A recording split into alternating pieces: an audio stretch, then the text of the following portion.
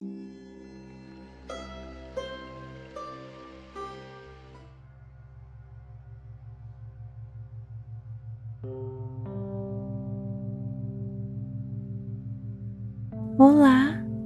bem-vindo ao Meditando. Eu sou a Juliana e nesta meditação eu vou te guiar até que você caia num sono profundo e tranquilo, te contando uma história. E a história de hoje é mais um pedido de vocês, inclusive um dos mais pedidos por vocês. Vocês pediram muito e finalmente eu estou trazendo. Hoje eu vou ler O Pequeno Príncipe. E eu nunca li o livro, eu vou ler aqui junto com vocês. Você pode usar este vídeo para dormir, para relaxar ou para se concentrar nas suas tarefas do dia a dia, como você quiser. Só não escute dirigindo ou operando máquinas, pois pode te dar sono.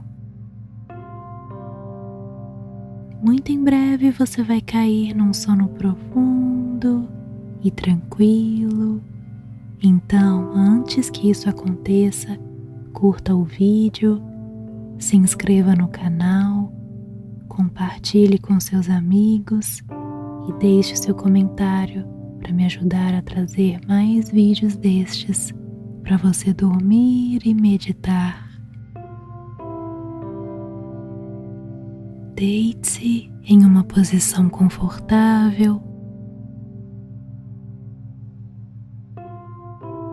Você está aqui e agora, neste exato momento, longe de qualquer perigo, de qualquer problema. E você está se sentindo confortável, seguro e pronto para relaxar, para descansar e para dormir.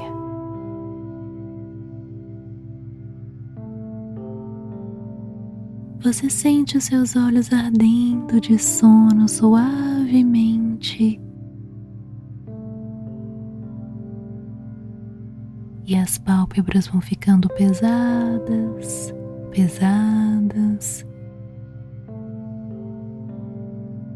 até que você não aguenta e fecha os olhos.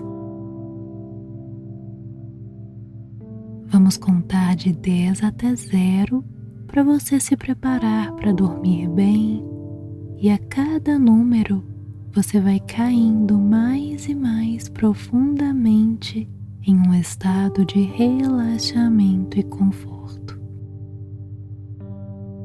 10, 9, 8, entrando mais e mais em um estado de relaxamento.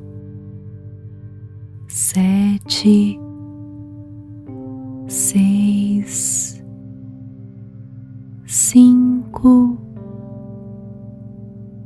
4, sentindo seu corpo completamente relaxado. 3, 2, 1,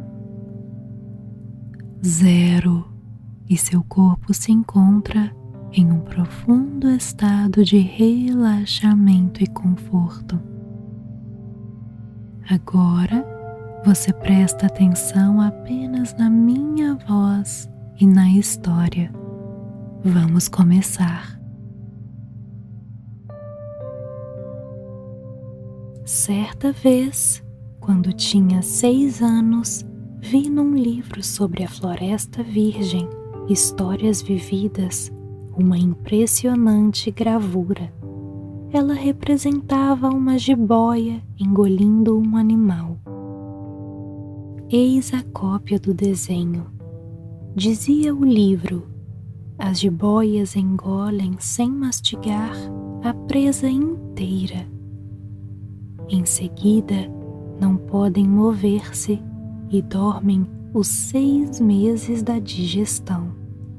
Refleti muito sobre as aventuras da selva e fiz com lápis de cor o meu primeiro desenho, o meu desenho número 1. Ele era assim.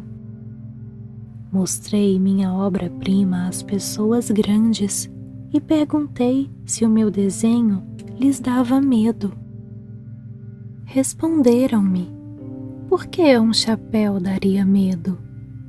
Meu desenho não representava um chapéu, representava uma jiboia digerindo um elefante. Desenhei então o interior da jiboia, a fim de que as pessoas grandes pudessem entender melhor. Elas têm sempre necessidade de explicações detalhadas. Meu desenho número 2 era assim. As pessoas grandes aconselharam-me a deixar de lado os desenhos de jiboias abertas ou fechadas e a dedicar-me de preferência à geografia, à história, à matemática, à gramática. Foi assim que abandonei, aos 6 anos, uma promissora carreira de pintor. Fora desencorajado pelo insucesso do meu desenho número 1 e do meu desenho número 2. As pessoas grandes não compreendem nada sozinhas e é cansativo para as crianças ficar toda a hora explicando. Tive então que escolher outra profissão e aprendi a pilotar aviões. Voei por quase todas as regiões do mundo e a geografia, é claro, me ajudou muito. Sabia distinguir, num relance, a China e o Arizona. Isso é muito útil quando se está perdido na noite. Desta forma, ao longo da vida, tive vários contatos com muita gente séria. Convivi com as pessoas grandes, vi-as bem de perto. Isso não melhorou muito a minha antiga opinião. Quando encontrava uma que me parecia um pouco esclarecida, fazia a experiência do meu desenho número 1, que sempre conservei comigo. Eu queria saber se ela era, na verdade, uma pessoa inteligente, mas a resposta era sempre a mesma: é um chapéu. Então, eu não falava nem de jiboias, nem de florestas virgens, nem de estrelas. Colocava-me no seu nível, falava de bride, de golfe, de política, de gravatas, e a pessoa grande ficava encantada de conhecer um homem tão razoável. Vivi, portanto, só, sem alguém com quem pudesse realmente conversar, até o dia em que uma pane obrigou-me a fazer um pouso de emergência no deserto do Saara, há cerca de 6 anos. Alguma coisa se quebrara no motor, e como não trazia comigo nem mecânico, nem passageiros, preparei-me para executar sozinho aquele difícil concerto. Era para mim questão de vida ou morte. A água que eu tinha para beber só dava para 8 dias. Na primeira noite, adormeci sobre a areia, a quilômetros e quilômetros de qualquer terra habitada. Estava mais isolado que um náufrago num bote perdido no meio do oceano. Imaginem qual foi a minha surpresa quando, ao amanhecer, uma vozinha estranha me acordou. Dizia: "Por favor, desenha-me um carneiro." O quê? Desenha-me um carneiro. Levantei-me num salto, como se tivesse sido atingido por um raio. Esfreguei bem os olhos, olhei ao meu redor e vi aquele homenzinho extraordinário que me observava seriamente. Eis o melhor retrato que, passado algum tempo, consegui fazer dele. Meu desenho é, com certeza, muito menos sedutor que o modelo. Não tenho culpa, fora desencorajado aos 6 anos pelas pessoas grandes da minha carreira de pintor, e só aprendera a desenhar jiboias abertas e fechadas. Olhava para aquela aparição com olhos arregalados de espanto. Não esqueçam que eu me achava a quilômetros e quilômetros de qualquer região habitada. Ora, o meu pequeno visitante não me parecia nem perdido, nem morto de fadiga, nem morto de fome, de sede ou de medo. Não tinha absolutamente a aparência de uma criança perdida no deserto, a quilômetros e quilômetros de qualquer região habitada. Quando finalmente consegui falar, perguntei-lhe: "Mas que fazes aqui?" E ele repetiu então, lentamente, como se estivesse dizendo algo muito sério: "Por favor, desenha-me um carneiro." Quando o mistério é impressionante demais, a gente não ousa desobedecer. Por mais absurdo que aquilo me parecesse, a quilômetros e quilômetros de todos os lugares habitados e com a vida em perigo, tirei do bolso uma folha de papel e uma caneta. Mas lembrei-me então de que eu havia estudado principalmente geografia, história, matemática e gramática, e disse ao pequeno visitante, com um pouco de mau humor, que eu não sabia desenhar. Respondeu-me: "Não tem importância, desenha-me um carneiro." Como jamais houvesse desenhado um carneiro, refiz para ele um dos 2 únicos desenhos que sabia, o da jiboia fechada, e fiquei surpreso ao ouvir o garoto replicar: Não, eu não quero um elefante numa jiboia. A jiboia é perigosa e o elefante toma muito espaço. Tudo é pequeno onde eu moro. Preciso é de um carneiro. Desenha-me um carneiro." Então eu desenhei. Ele olhou atentamente e disse: "Não, esse já está muito doente.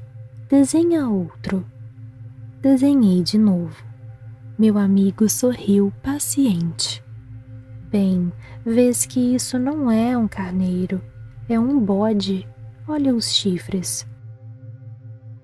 Fiz mais uma vez o desenho, mas ele foi recusado como os anteriores. "Esse aí é muito velho, quero um carneiro que viva muito tempo." Então, perdendo a paciência e como tinha pressa em desmontar o motor, rabisquei o seguinte desenho e arrisquei: "Esta é a caixa, o carneiro que queres está aí dentro." E fiquei surpreso ao ver iluminar-se a face do meu pequeno juiz. Era assim mesmo que eu queria. Será preciso muito capim para esse carneiro? Por quê? Porque é muito pequeno onde eu moro. Qualquer coisa chega, eu te dei somente um carneirinho. Inclinou a cabeça sobre o desenho. Não é tão pequeno assim. Olha, ele adormeceu. E foi assim que conheci um dia o Pequeno Príncipe. Levei algum tempo para entender de onde ele viera. O príncipezinho, que me fazia milhares de perguntas, parecia nunca escutar as minhas. Palavras pronunciadas ao acaso é que foram, pouco a pouco, revelando sua história. Assim, quando viu pela primeira vez meu avião, não vou desenhá-lo aqui, pois acho muito complicado, perguntou-me: que coisa é aquela? Não é uma coisa, aquilo voa, é um avião, o meu avião. Eu estava orgulhoso de lhe dizer que eu voava. Então ele perguntou, meio assustado: como? Tu caíste do céu? Sim, respondi humildemente. Ah, isso é engraçado. E o Pequeno Príncipe deu uma bela risada que me irritou profundamente. Gosto que levem a sério as minhas desgraças. Em seguida, acrescentou: então tu também vens do céu. De que planeta tu és? Vislumbrei um clarão no mistério da sua origem e perguntei repentinamente: tu vens então de outro planeta? Mas ele não me respondeu. Balançava lentamente a cabeça, observando o meu avião. É verdade que nisto aí não podes ter vindo de muito longe. Mergulhou então num pensamento que durou algum tempo. Depois, tirando do bolso o meu carneiro, ficou contemplando o seu tesouro.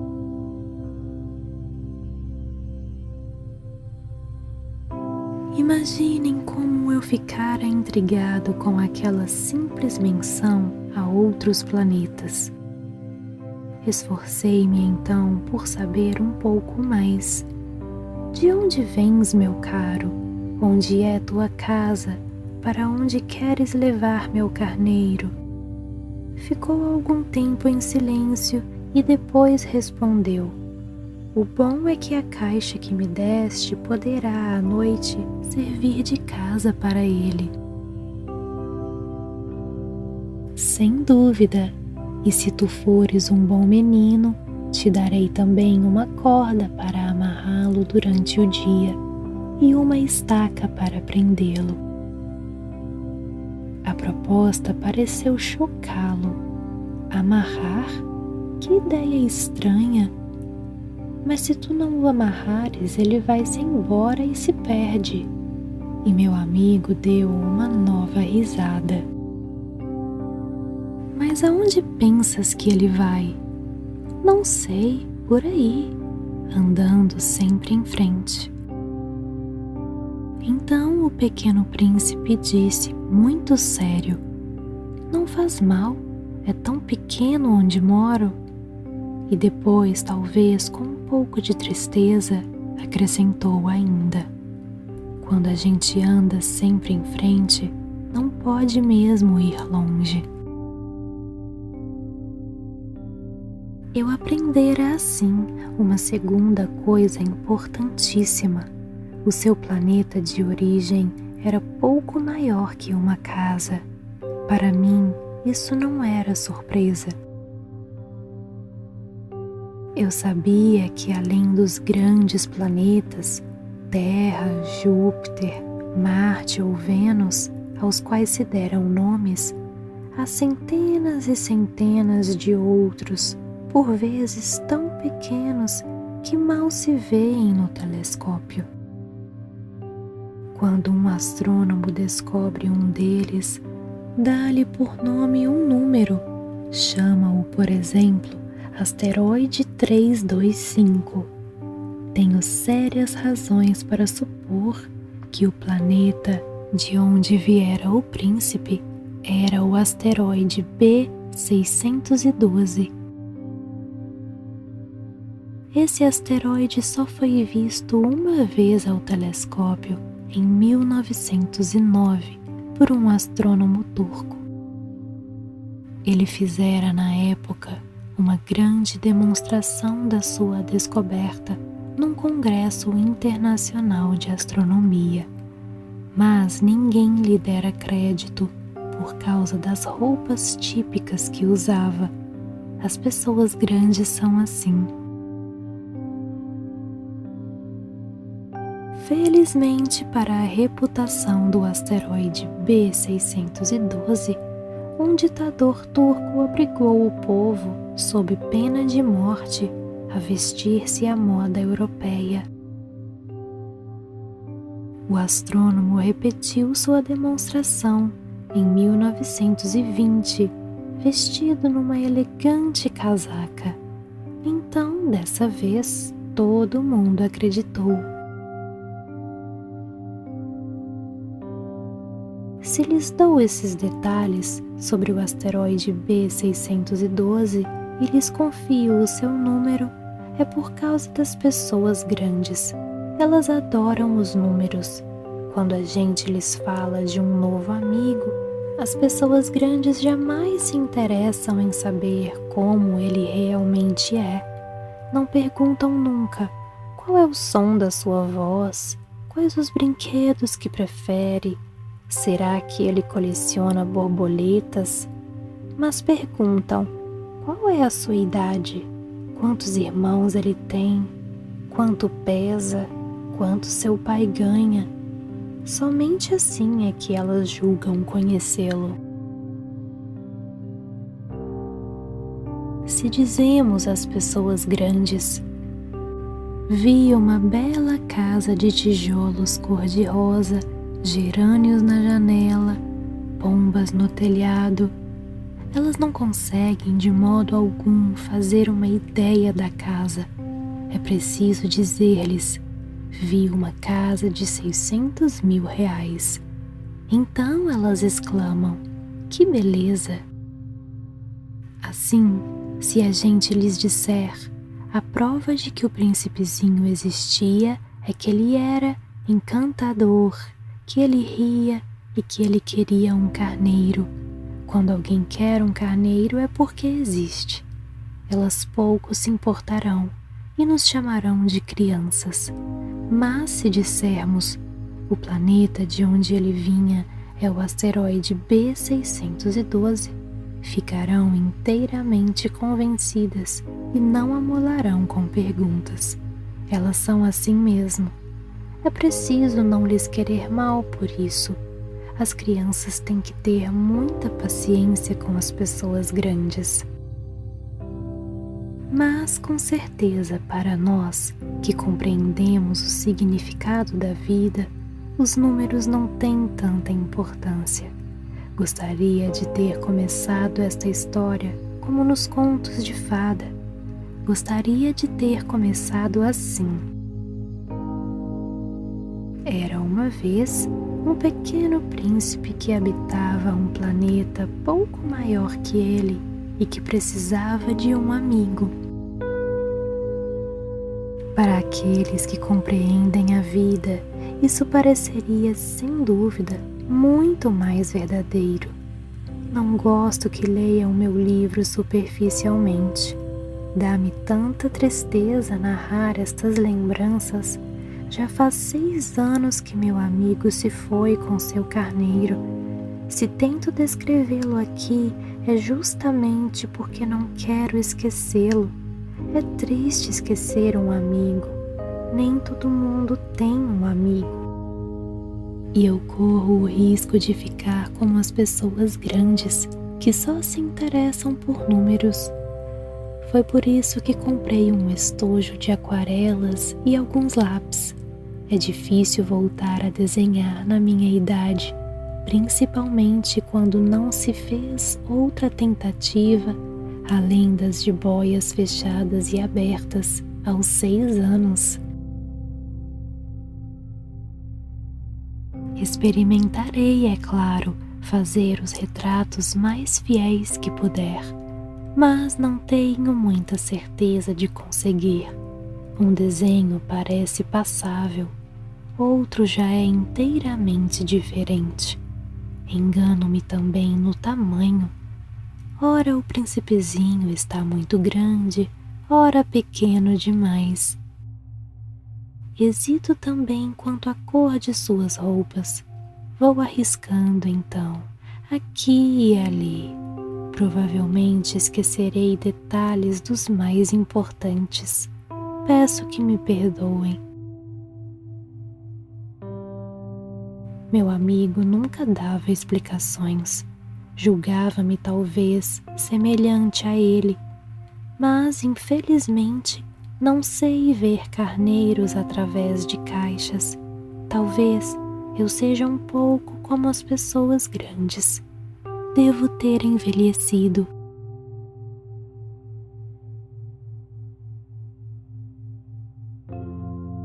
A cada dia eu ficava sabendo mais alguma coisa do seu planeta, da partida, da viagem, mas isso devagarzinho, ao acaso das informações colhidas de suas observações.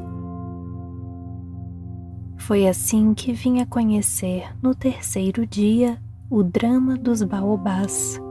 Dessa vez, ainda foi graças ao carneiro, pois de repente o pequeno príncipe me perguntou como se tivesse um sério problema.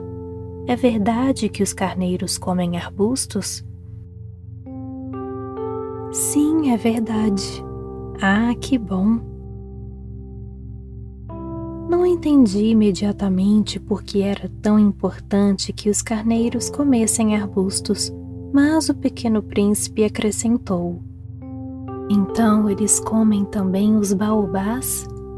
Expliquei ao príncipezinho que os baobás não são arbustos, mas árvores grandes como igrejas, e que mesmo que ele levasse consigo toda uma manada de elefantes, eles não chegariam a destruir um único baobá.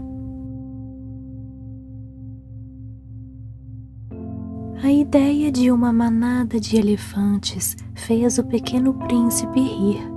Seria preciso colocar um em cima do outro. Mas, sabiamente, observou em seguida: os baobás, antes de crescerem, são pequenos. É verdade, mas por que tu desejas que os carneiros comam os baobás pequenos? Ora, vejamos, respondeu-me como se tratasse de algo óbvio. E foi-me preciso um grande esforço para decifrar sozinho esse problema. De fato, no planeta do Pequeno Príncipe havia, como em todos os outros planetas, ervas boas e más. Consequentemente, sementes boas de ervas boas e sementes más de ervas más. Mas as sementes são invisíveis. Elas dormem nas entranhas da terra até que uma cisme despertar. Então, ela se espreguiça e lança timidamente para o sol um inofensivo galinho. Se for de roseira ou rabanete, podemos deixar que cresça à vontade, mas quando percebemos que se trata de uma planta ruim, é preciso que a arranquemos imediatamente.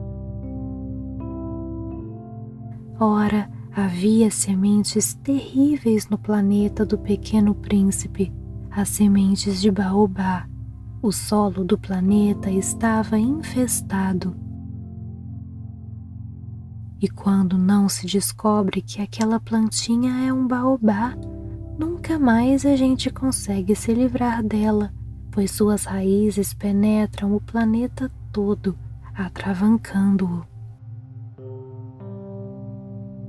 E se o planeta for pequeno e os baobás numerosos, o planeta acaba rachando.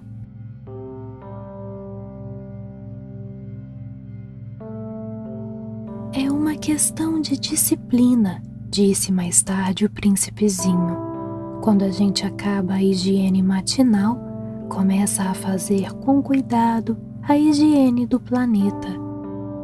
É preciso que nos habituemos a arrancar regularmente os baobás logo que se diferenciem das roseiras, com as quais muitos se parecem quando pequenos.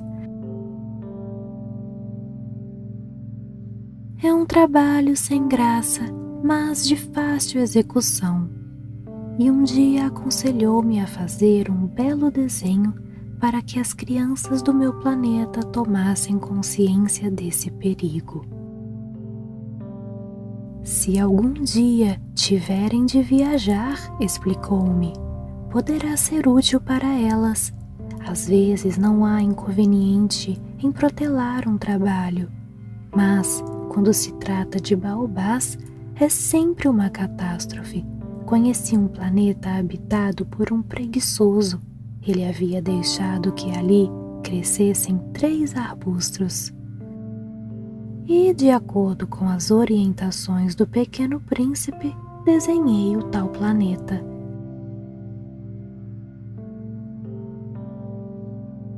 Não gosto de assumir o tom de moralista, mas o perigo dos baobás é tão pouco conhecido e tão grandes são os riscos para aquele que um dia se perca num asteroide, que ao menos uma vez abro exceção e digo: crianças, cuidado com os baobás. Foi para advertir meus amigos de um perigo que há tanto tempo os ameaçava como a mim e do qual nunca suspeitamos, que tanto caprichei naquele desenho. A mensagem que eu transmitia era de grande importância. Perguntarão, talvez, por que não há neste livro outros desenhos tão impressionantes como o dos baobás? A resposta é simples: tentei, mas não consegui. Quando desenhei os baobás, estava inteiramente tomado pela iminência de seu perigo.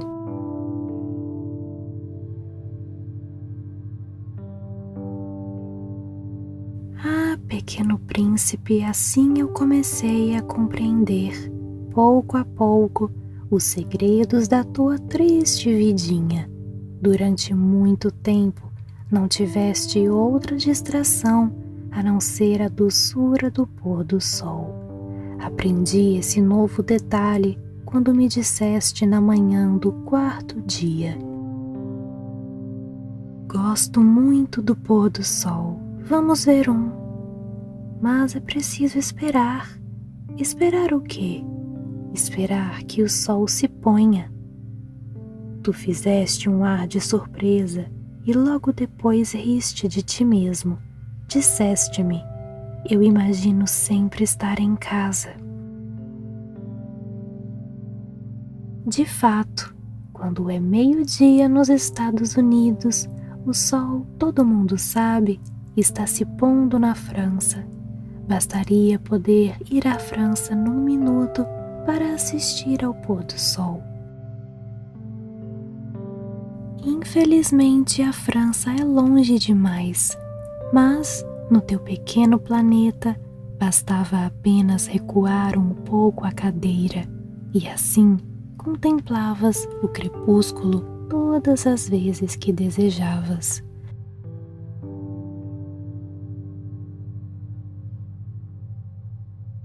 Um dia eu vi o sol se pôr 44 vezes e logo depois acrescentaste: quando a gente está muito triste, gosta de admirar o pôr do sol. Estavas tão triste assim no dia em que contemplaste os 44? Mas o príncipezinho não respondeu.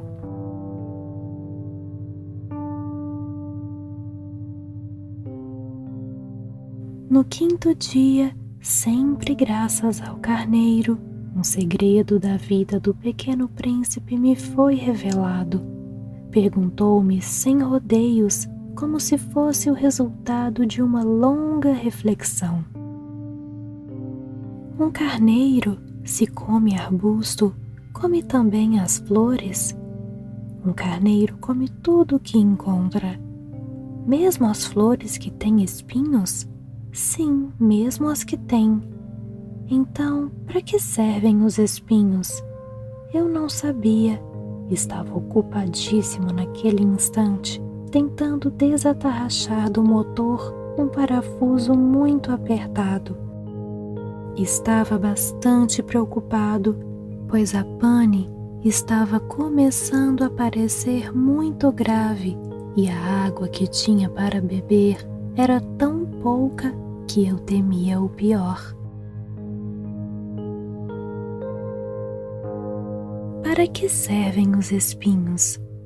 O pequeno príncipe jamais desistia de uma pergunta uma vez que a tivesse feito. Mas eu estava irritado com o parafuso e respondi qualquer coisa. Espinhos não servem para nada, são pura maldade das flores. Oh! Mas após um silêncio, ele me disse com uma espécie de rancor: não acredito, as flores são fracas, ingênuas, defendem-se como podem, elas se julgam poderosas com seus espinhos. Não respondi. Naquele instante, eu pensava: se esse parafuso não afrouxar, vou fazê-lo soltar com uma martelada. O príncipezinho perturbou de novo meus pensamentos. E tu achas então que as flores... Ora, eu não acho nada. Respondi qualquer coisa. Eu só me ocupo com coisas sérias. Ele olhou-me surpreso. Coisas sérias? Ele me via de martelo em punho, dedos sujos de graxa, curvados sobre um projeto que lhe parecia ser muito feio. Tu falas como as pessoas grandes. Senti um pouco de vergonha, mas ele acrescentou implacável: tu confundes todas as coisas, misturas tudo. Ele estava realmente muito irritado, sacudiam ao vento seus cabelos dourados.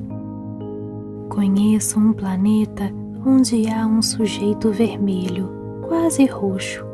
Nunca cheirou uma flor, nunca olhou uma estrela, nunca amou ninguém, nunca fez outra coisa senão contas, e o dia todo repete como tu: eu sou um homem sério, eu sou um homem sério, e isso o faz inchar-se de orgulho. Mas ele não é um homem, é um cogumelo. O quê? Um cogumelo. O príncipe estava agora pálido de cólera. Há milhões e milhões de anos que as flores produzem espinhos. Há milhões e milhões de anos que, apesar disso, os carneiros as comem. E não será importante procurar saber por que elas perdem tanto tempo produzindo espinhos inúteis? Não terá importância a guerra dos carneiros e das flores? Não será mais importante que as contas do tal sujeito?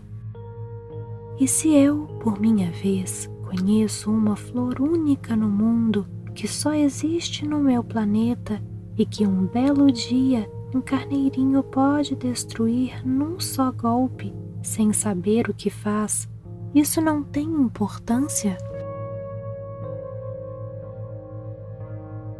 Corou um pouco e continuou em seguida: se alguém ama uma flor da qual só existe um exemplar em milhões e milhões de estrelas, isso basta para fazê-lo feliz quando a contempla. Ele pensa: minha flor está lá em algum lugar. Mas se o carneiro come a flor, para ele é como se todas as estrelas repentinamente se apagassem, e isso não tem importância. Não conseguiu dizer mais nada. Imediatamente se pôs a soluçar. A noite caíra. larguei as ferramentas, ria-me do martelo, do parafuso, da sede e da morte. Havia numa estrela, num planeta, o meu, a terra, um príncipezinho a consolar. Tomei-o nos braços, embalei-o e lhe dizia: a flor que tu amas não está em perigo. Vou desenhar uma focinheira para o carneiro, uma cerca para a tua flor. Eu não sabia o que dizer. Sentia-me envergonhado. Não sabia como consolá-lo, como me aproximar dele. É tão misterioso o país das lágrimas.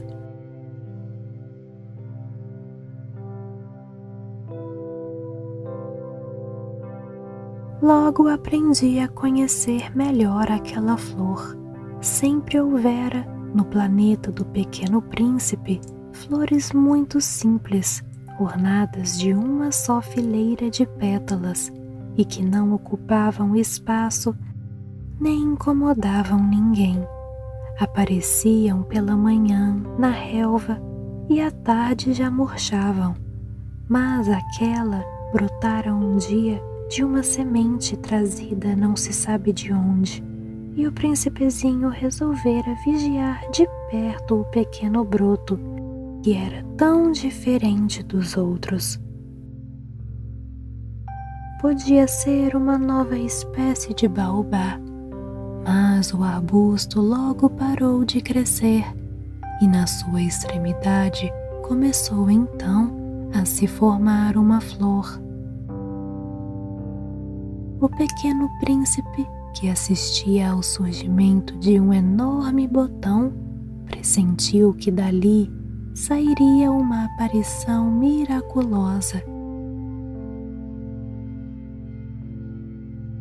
Mas a flor parecia nunca acabar de preparar sua beleza no seu verde aposento. Escolhia as cores com cuidado, vestia-se lentamente, ajustava uma a uma suas pétalas. Não queria sair, como os cravos, amarrotada. Ela queria aparecer no esplendor da sua beleza. Ah, sim, era vaidosa. Sua misteriosa toalete, portanto, durara alguns dias. E eis que numa manhã, justamente à hora do sol nascer, ela se mostrou. E ela, que se preparara com tanto esmero, disse bocejando: ah, eu acabo de despertar. Desculpa, estou ainda toda despenteada. O príncipezinho então não pôde conter o seu espanto. Como és bonita! É verdade, respondeu a flor docemente, e nascia ao mesmo tempo que o sol. O pequeno príncipe percebeu logo que a flor não era modesta, mas ela era tão envolvente. Creio que é hora do café da manhã, acrescentou ela. Tu poderias cuidar de mim. E o príncipezinho, atordoado, tendo ido buscar um regador com água fresca, molhou a flor. Assim, ela logo começou a atormentá-lo com sua doentia vaidade. Um dia, por exemplo, falando dos seus 4 espinhos, dissera ao pequeno príncipe: os tigres, eles podem aparecer com suas garras. Não há tigres no meu planeta, retrucara o príncipezinho. Além disso, tigres não comem ervas. Não sou uma erva, respondera a flor suavemente. Perdoa-me. Não tenho medo dos tigres, mas tenho horror das correntes de ar. Não terias por acaso um paravento? Horror das correntes de ar. Isso não é bom para uma planta, pensara o pequeno príncipe. É bem complicada essa flor. À noite me colocarás sob uma redoma de vidro. Faz muito frio no teu planeta. Não é nada confortável. De onde eu venho? De repente calou-se. Viera em forma de semente. Não pudera conhecer nada dos outros mundos. Encabulada por ter sido surpreendida em uma mentira tão tola, tossiu 2 ou 3 vezes e, para fazê-lo sentir-se culpado, pediu: "E o paravento?" "Ia buscá-lo, mas tu me falavas." Então ela forçou a tosse para causar-lhe remorso.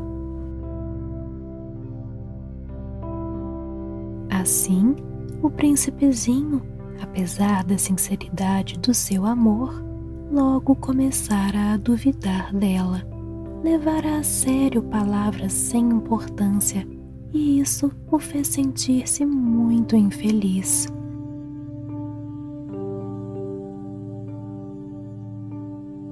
Não devia tê-la escutado, confessou-me um dia. Não se deve nunca escutar as flores, basta admirá-las, sentir seu aroma.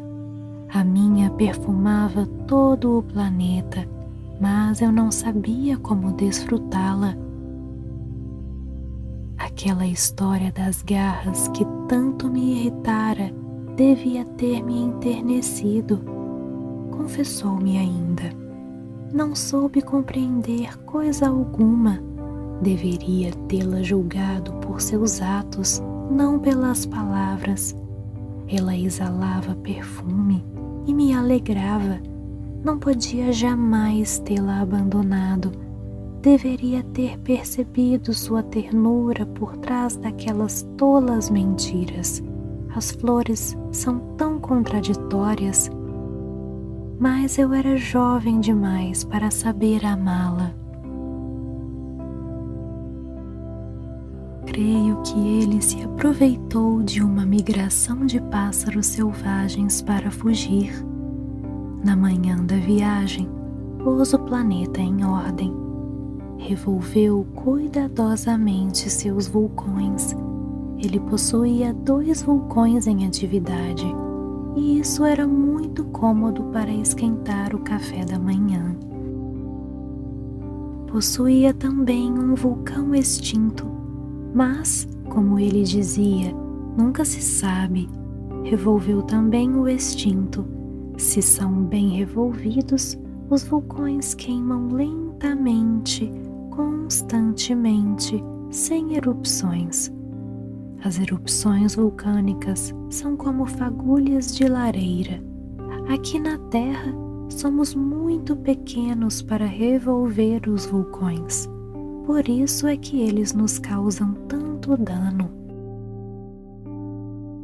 O pequeno príncipe arrancou também, não sem um pouco de tristeza, os últimos rebentos de baobás. Ele pensava em nunca mais voltar. Mas todos esses trabalhos rotineiros lhe pareceram naquela manhã extremamente agradáveis. E quando regou pela última vez a flor e se preparava para colocá-la sob a redoma, percebeu que tinha vontade de chorar. "Adeus", disse ele à flor, mas a flor não respondeu. "Adeus", repetiu ele. A flor tossiu, mas não era por causa do resfriado. "Eu fui uma tola", disse finalmente. "Peço-te perdão. Procura ser feliz." A ausência de censuras o surpreendeu. Ficou parado, completamente sem jeito, com a redoma nas mãos. Não conseguia compreender aquela delicadeza. "É claro que eu te amo", disse-lhe a flor. "Foi minha culpa não perceberes isso, mas não tem importância. Foste tão tolo quanto eu. Tenta ser feliz. Larga essa redoma, não preciso mais dela." Mas o vento, não estou tão resfriada assim. O ar fresco da noite me fará bem. Eu sou uma flor. Mas os bichos...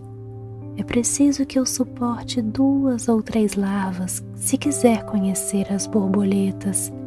Dizem que são tão belas. Do contrário, quem virá visitar-me? Tu estarás longe. Quanto aos bichos grandes, não tenho medo deles. Eu tenho as minhas garras. E ela mostrou ingenuamente seus 4 espinhos.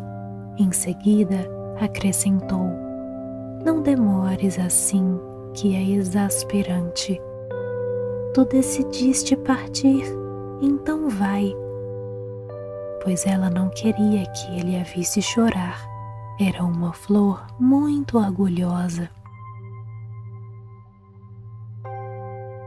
Ele se achava na região dos asteroides 325, 326, 327, 328, 329 e 330. Começou então a visitá-los para desta forma ter uma atividade e se instruir.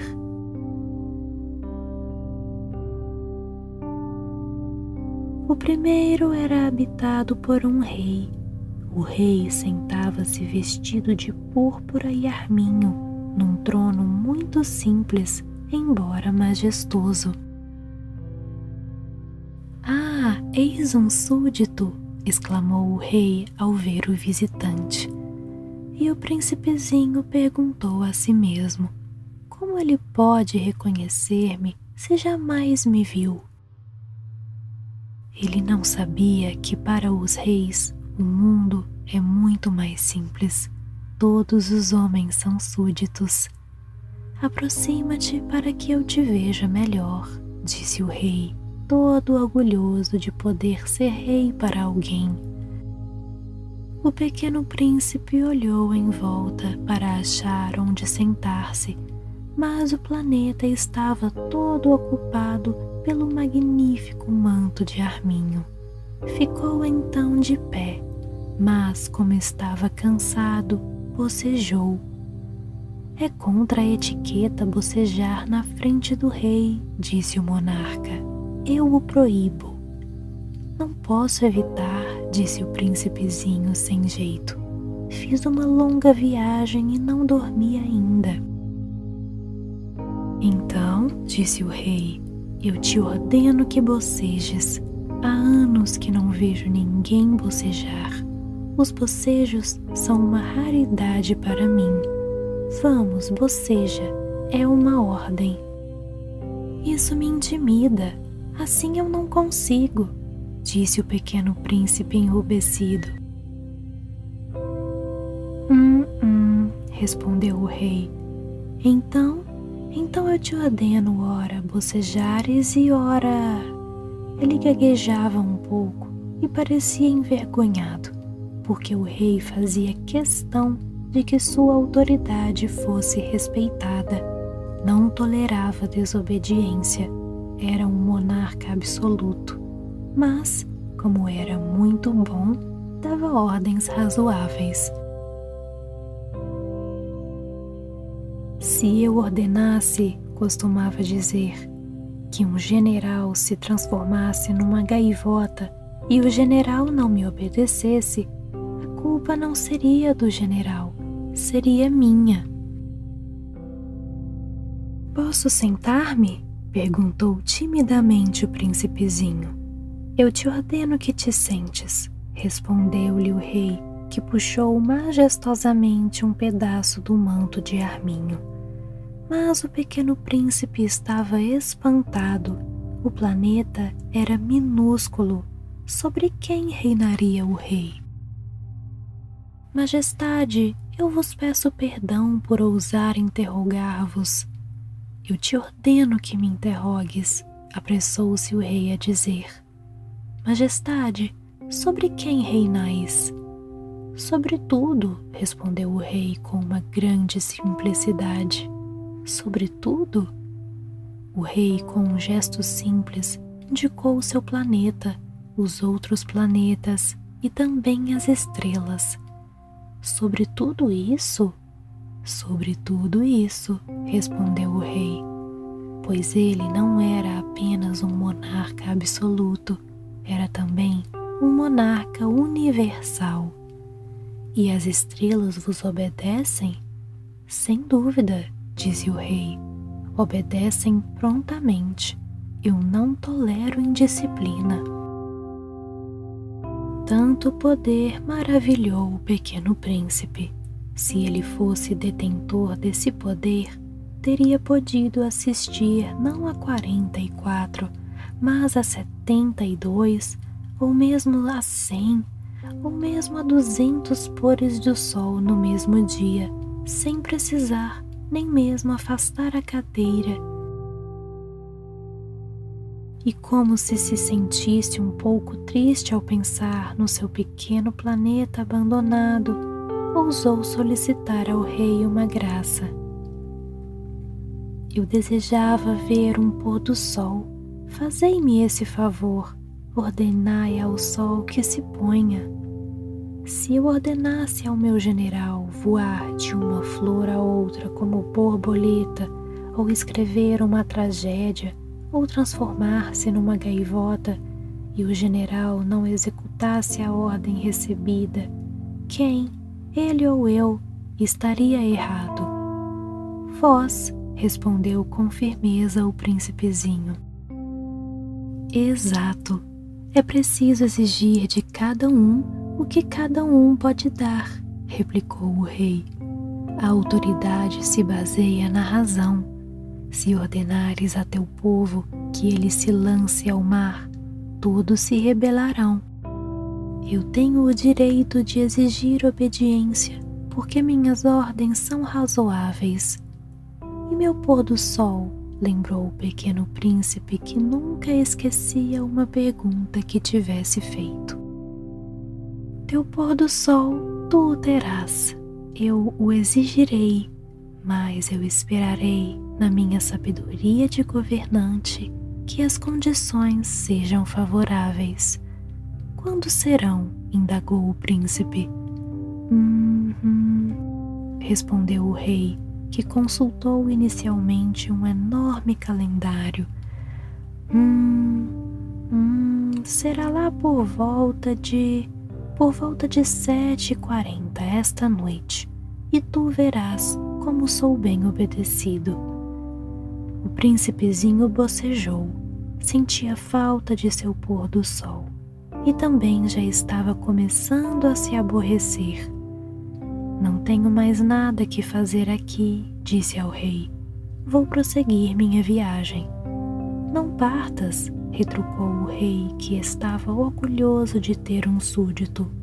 Não partas, eu te faço ministro. Ministro de quê? Da justiça. Mas não há ninguém para julgar. Nunca se sabe, disse o rei. Ainda não vi todo o meu reino. Estou muito velho, não tenho espaço para uma carruagem e andar cansa-me muito. Mas eu já vi, disse o pequeno príncipe, que se inclinou para dar ainda uma olhadela do outro lado do planeta. Não consigo ver ninguém. Tu julgarás a ti mesmo, respondeu-lhe o rei. É o mais difícil. É bem mais difícil julgar a si mesmo que julgar os outros. Se consegues fazer um bom julgamento de ti, és um verdadeiro sábio. Mas eu posso julgar a mim mesmo em qualquer lugar, replicou o príncipezinho. Não preciso para isso ficar morando aqui. Disse o rei, eu tenho quase certeza de que há um velho rato no meu planeta. Eu o escuto à noite. Tu poderás julgar este rato. Tu o condenarás à morte de vez em quando. Assim, a vida dele dependerá da tua justiça. Mas tu o perdoarás sempre para poupá-lo, pois só temos um. Respondeu o pequeno príncipe. Eu não gosto de condenar à morte e acho que vou embora mesmo. Não, disse o rei, mas o príncipezinho, tendo terminado os preparativos, não quis afligir o velho monarca. Se Vossa Majestade deseja ser prontamente obedecido, poderá dar-me uma ordem razoável. Poderia ordenar-me, por exemplo, que partisse em menos de 1 minuto. Parece-me que as condições são favoráveis. Como o rei não disse nada, o príncipe hesitou um pouco, depois suspirou e partiu. Eu te faço meu embaixador, apressou-se o rei em gritar. Tinha um ar de grande autoridade. As pessoas grandes são muito esquisitas, pensava o pequeno príncipe durante a viagem.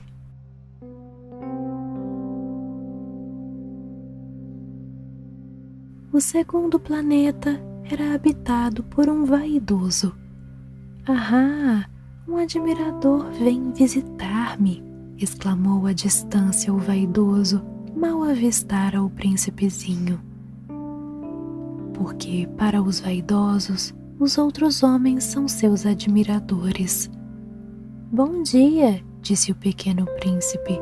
Tu tens um chapéu engraçado. É para agradecer, exclamou o vaidoso. Para agradecer quando me aclamam. Infelizmente não passa ninguém por aqui. Ah, é? Disse o pequeno príncipe sem compreender. Bate tuas mãos uma na outra, sugeriu o vaidoso. O príncipezinho bateu as mãos uma na outra. O vaidoso agradeceu modestamente, erguendo o chapéu. Ah, isso é mais divertido que a visita ao rei, disse a si mesmo.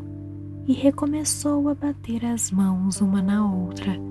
O vaidoso tornou a agradecer, tirando o chapéu. Após 5 minutos de exercício, o príncipezinho cansou-se com a monotonia daquele jogo. E para o chapéu cair, perguntou ele, que é preciso fazer? Mas o vaidoso não ouviu. Os vaidosos só ouvem os elogios. Não é verdade que tu me admiras muito? Perguntou ele ao pequeno príncipe. Que quer dizer admirar? Admirar significa reconhecer que eu sou o homem mais belo, mais bem vestido, mais rico e mais inteligente de todo o planeta. Mas só tu moras no teu planeta. Dá-me esse prazer, admira-me assim mesmo. Eu te admiro, disse o príncipezinho, dando de ombros. Mas que te serve isso? E o pequeno príncipe foi-se embora. As pessoas grandes são de fato muito estranhas, pensou ele, continuando sua viagem.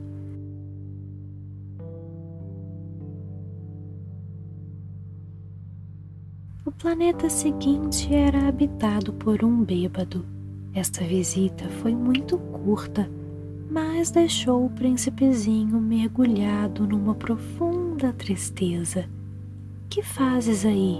Perguntou ele ao bêbado, que se encontrava silenciosamente acomodado diante de inúmeras garrafas vazias e diversas garrafas cheias. Eu bebo, respondeu o bêbado com ar triste. Por que bebes? Perguntou-lhe o pequeno príncipe. Para esquecer, respondeu o beberrão. Esquecer o quê? Indagou o príncipezinho, que já começava a sentir pena dele. Esquecer que eu tenho vergonha, confessou o bêbado, baixando a cabeça. Vergonha de quê? Perguntou o príncipe, que desejava socorrê-lo. Vergonha de beber, concluiu o beberrão, encerrando-se definitivamente no seu silêncio. E o pequeno príncipe foi-se embora perplexo. As pessoas grandes são decididamente estranhas, muito estranhas. dizia a si mesmo durante a viagem.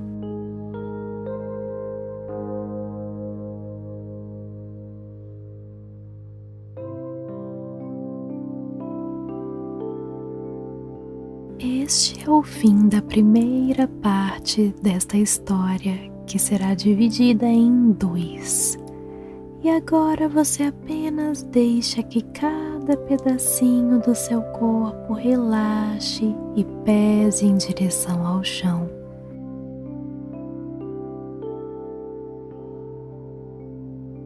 Você relaxa o topo da sua cabeça,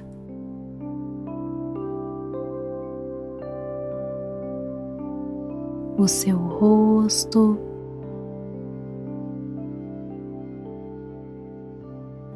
os músculos do seu rosto,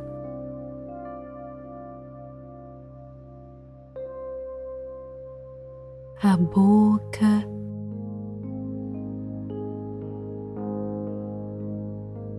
a língua,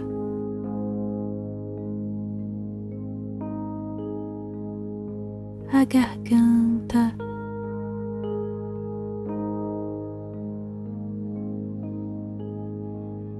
o maxilar,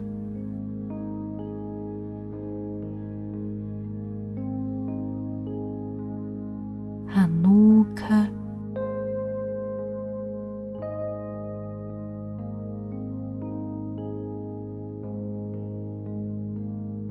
o pescoço,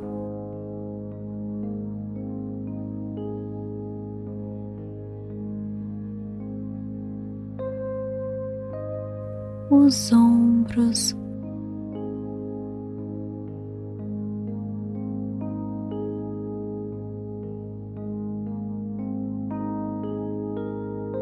os seus braços,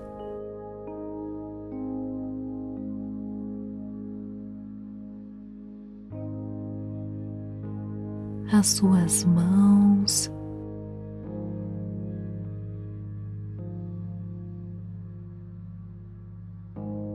os dedos das mãos,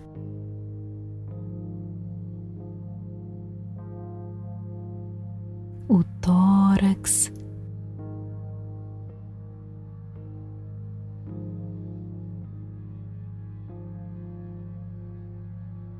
a sua barriga,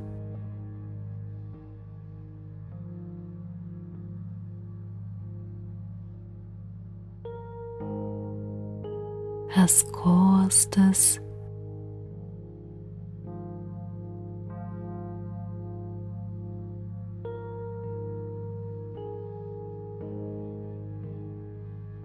suas pernas,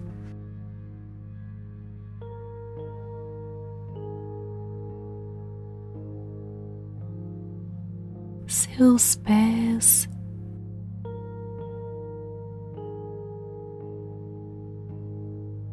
os dedos dos pés, seu corpo está extremamente, completamente relaxado, confortável, seguro, tranquilo e sereno.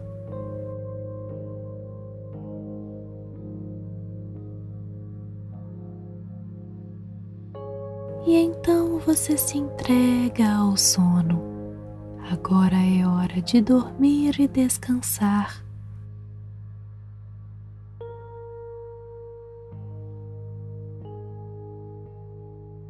Você se entrega para um sono profundo, revigorante, relaxante, transformador.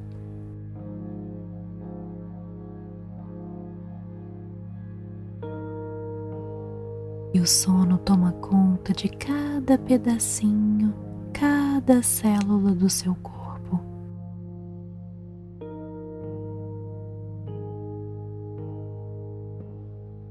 Você sabe que amanhã vai acordar na hora certa, se sentindo muito bem e extremamente energizado, descansado e pronto para um novo dia.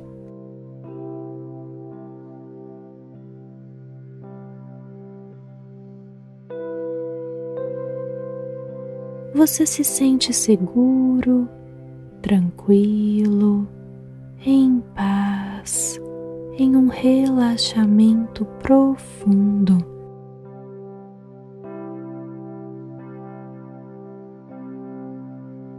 Agora você permite que, enquanto você dorme profundamente, este sono te cure.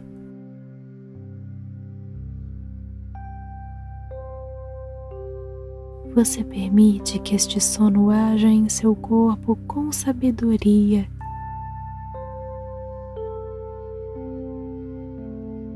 E você vai dormindo tranquilo, em paz. Nada te impede de descansar neste momento.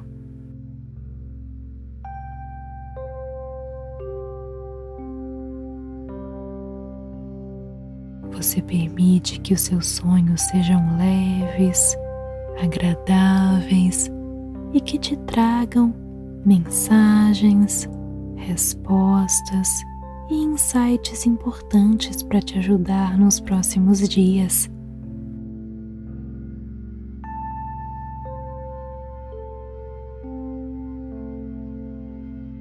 Este é o seu momento de descanso. Tenha bons sonhos, um bom sono, um bom descanso.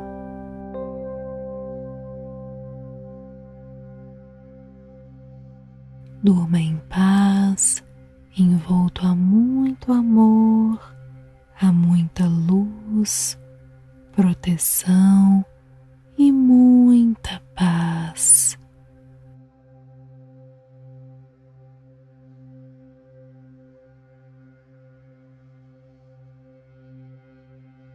Bom descanso,